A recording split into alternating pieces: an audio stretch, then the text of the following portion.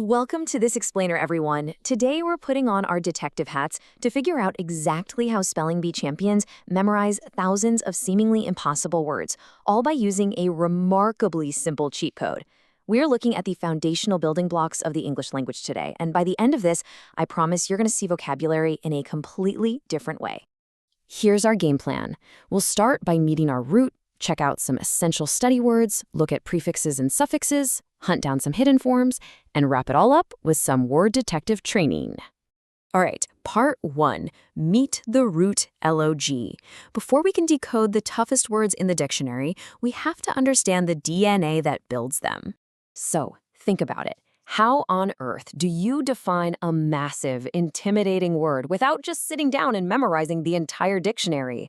Well, I love this question because it points directly to the secret weapon of elite spellers. They don't memorize random words letter by letter. Instead, they hunt for the root first. Because when you know the root, you can predict the meaning of a massive word without ever having seen it before. Enter our main suspect, log. It comes from the ancient Greek logos. And here is your golden formula for this explainer. Log equals word, study, or reason. That is absolutely crucial. Whether someone is speaking, writing, or just thinking through ideas, this single Greek root is the foundational building block connecting language and thought. Lock that formula in, and dozens of hard words instantly become easy. Moving into part 2, essential study words. What's kind of wild here is how often log just casually hangs out in your everyday school subjects. The sciences literally rely on this root. Notice how the ology ending consistently transforms these basic prefixes into major academic sciences. Take bio, meaning life, add logy, and boom, biology, the science of life. Add geo for earth, and you've got geology. Theo gives us theology, the study of God. Look at eco, meaning house or environment, plus logy gives us ecology, the study of ecosystems. And by simply adding zoo, meaning animal, to logy, we get zoology. It's like a linguistic cheat sheet for your entire class schedule. All right, part 3, prefix and suffix power. This is where we start treating vocabulary literally like a math equation, snapping pieces together like building blocks. If you treat these pieces like colored pencil math equations, you can predict exactly what a word means. Take etym plus lology, that equals etymology, the study of word origins. Or look at the speech words, mono meaning one, plus log gives us monologue, a one-person speech. Di meaning between gives us dialogue, a back-and-forth conversation. Pro gives us prologue, the speech before, and epi gives us epilogue, the speech at the end. Oh, and kata plus log equals catalog, a list of words or items. The math just works perfectly. And this brilliantly illustrates how swapping out the caboose of the word changes its whole job. Logy or ology is a field of study. Swap that to logist, and suddenly it's the person doing the studying, like a zoologist. A log or log usually signals a speech or written record, while logical shows the word is related to reasoning. You might even see the suffix us pop up in related words like analogous. Just a tiny tweak at the end tells your brain exactly what category you're dealing with. Part 4, spotting hidden log forms.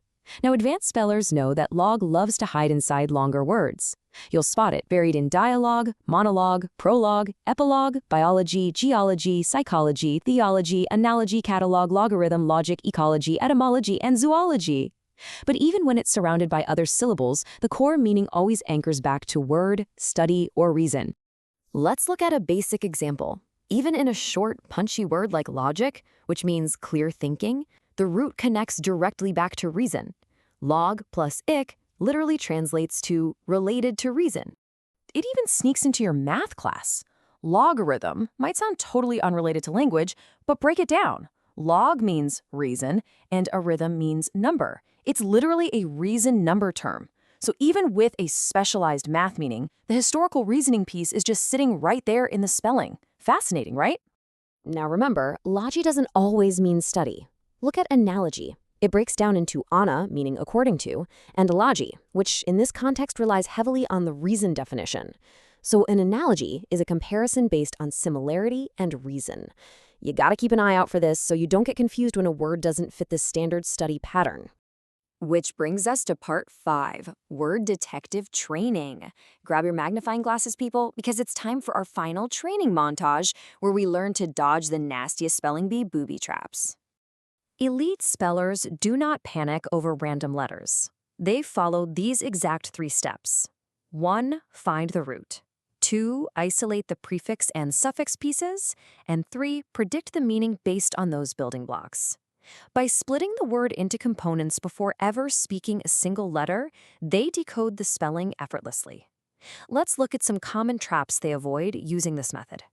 Spelling bee alert number 1, do not fall into the trap of adding a K to logic. Since we know the suffix for related to is simply IC, we know the word ends cleanly with IC, no K needed whatsoever. Bye-bye logic with a K.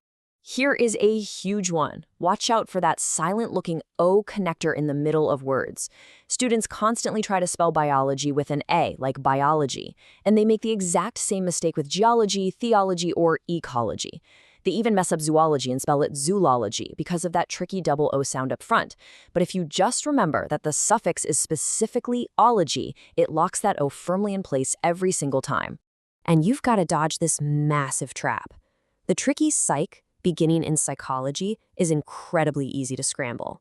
People accidentally swap the S and the Y all the time, spelling it P-Y-S-C-H. But if you know that psycho literally means mind, giving us mind study, you memorize that specific prefix block. And while we're on traps, don't let etymology trick you into throwing an H in there for etymology, and don't spell analogy with an A like analogy. Stick to your exact blocks. Seeing the whole root family tree mapped out like this really shows how mastering one tiny root unlocks the whole shebang. You start with basic words like logic and logo. Then you unlock all your intermediate academic words like biology, geology, and ecology. And suddenly, you have the structural knowledge to piece together advanced National B-level words like analogous, prologue, epilogue, and etymology. It's an incredible web of connections. So if you take absolutely nothing else away from this explainer, let it be this champion speller slogan. When you see LOG, think word and study, O and reason. This simple trick is your master key to unlocking the true meaning behind dozens of the English language's most complex academic and scientific terms. I'm going to leave you with a bit of a provocative puzzle to solve on your own. If logo means word and the suffix ria means flow, what in the world do you think the massive challenge word logoria means? Chew on that, use your new context clues, and most importantly, keep decoding, detectives.